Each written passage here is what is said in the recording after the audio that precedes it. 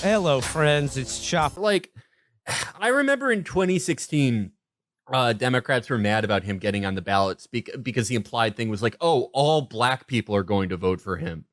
And that certainly was not the case then in the states he did get on the ballots. And it certainly will not be the case now. Yeah. Even less so when he's even less of a celebrity. And I do not fear him winning the White House. I just don't see it as a possibility. Well, we can put Kanye's presidential ambitions, lock that away in the closet for a while. But let's go overseas now for some political news from across the pond. And, just to follow up on a story we've talked about recently. What's happening in the UK right now has heads spinning around Europe and even in the United States, with President Biden diplomatically calling the Prime Minister's U-turn on her unpopular tax-cutting plan predictable. And even the Greek Prime Minister has joked recently about it, telling the Sunday Times that if the UK needs experience with the IMF, he's here to help, referring to the infamous Greek financial meltdown of 2010. And then there was this. When Liz Truss last week walked into her weekly audience with King Charles, he muttered, "Dear, oh dear," as he greeted her. Your Majesty, lovely to see you again. Oh, it's a great pleasure. Our bloody bird, Liz Truss, is in a shambles right now, folks. She has a 9% approval rating right now, and it looks like Labour may take power with like 300 seats in the British Parliament for the first time, and I don't know, God knows how long. Boris, where's Boris? They have the Tory party in the UK has categorically failed to bring back Boris, and they are reaping the whirlwind right now. It's their only move. It is actually their only move. Yeah. That's what else can you do, man? It's so it's just not fair for Keir Starmer to win. It just isn't. It's not right. Yeah. It's not fucking right. Okay, I don't think it will end well. I think it will end. Maybe he gets executed by one of Boris's 25 kids that he had on break while he was PM. But that is. He has if Liz Truss has Francois Hollande's spirit, fucking Keir Starmer has the spirit of Michael Dukakis. This bird, come on. They've clipped her wings. They've clipped this bird's wings. All she wanted to do was cut taxes an outrageous amount, and she's getting 9% approval rating for that? Come on, man. Unprecedented. Never been done before. It's pretty impressive. Well, I don't know. Yeah, what the criticism is she's trying to do Thatcherism without an oil boom, but what if it's even better? What if it's Thatcherism but done by a fit bird? Yeah, a right proper slapper. Was Thatcher ever a fit bird in her life? Never. No, not absolutely never. Not for a second of her time on Earth. That's sad to hear. That's sad. Well, just once again, worth watching. Boris Watch continues. Something's got to happen because, they don't have to call an election for 2 years. That's very funny that they could just sit there and just have 0% approval rating for years and not do anything. I think that'd be kind of cool. Can't the opposition call an election though? No. Okay. No. The government has to call an election. Oh, okay. All right, but they have to do it after 5 years, but they're not required to unless there's some sort of no confidence. They can't even challenge. Technically, they can't even challenge Liz Truss again, from within her party for another 11 months. Wait, so if they get rid of Liz Truss, won't that necessarily mean that the opposition can call an election? It's England. I don't know. We don't know.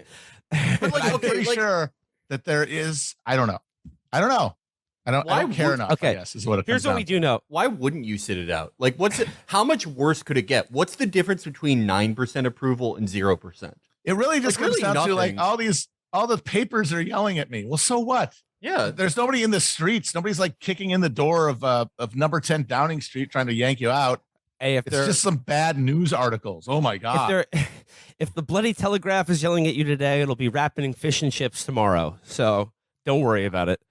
I guess one thing we can say is that it is fun to watch Great Britain turn into Italy. It is awesome, yes. Just we'll have a government for about 2 weeks, and then we'll just have a new one. That means that there's going to be a British Berlusconi coming along to solve all these problems. And the question is, who's that going to be? Berlusconi. Yeah, but he already kind of, it seems like he kind of fucked it up. Because he should be back by now, honestly. Come on. British Berlusconi has a scandal for having the 29-year-old woman on a yacht.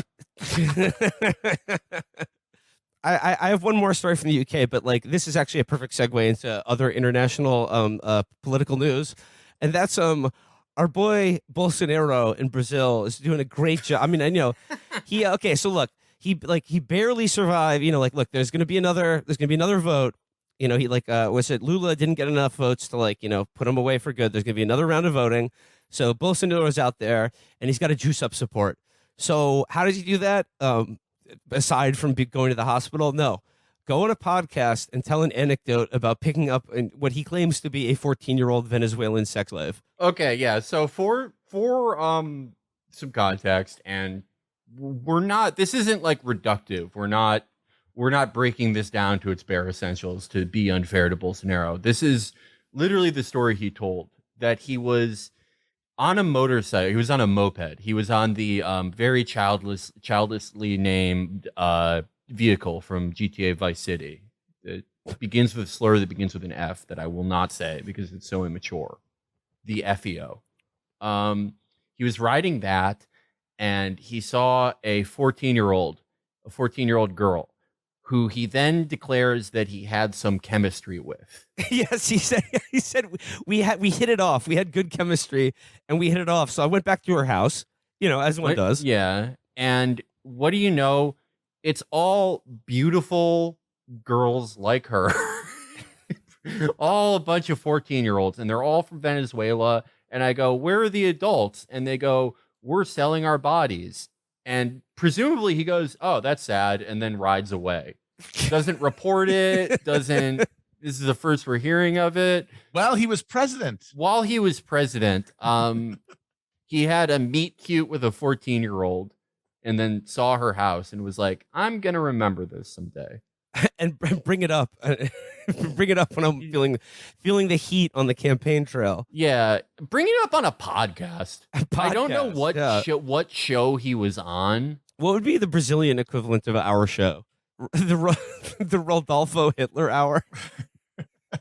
I think like the Brazilian version of our show for right wingers, it would be like three guys who were drummed out of kind of like minor league soccer. See, that's the wrong way to go. I think you got to steer into the skid, and you got to go with the white hat pedophile argument. You got to have a pedophile to catch the pedophiles. Maybe he can outflank Lula from the left and be like, "I was giving them agency." Lula is a swerf. Yeah, it's only bad. Yeah, he should do like a sort of right wing, like worker inclusive for children thing, where it's like the only bad thing is that they were immigrants. Yeah, it was that they were from Venezuela. They're taking jobs away from Brazilian teenagers. Yeah, but the fact that they were like 14-year-olds and like managing their own brothel, not my business.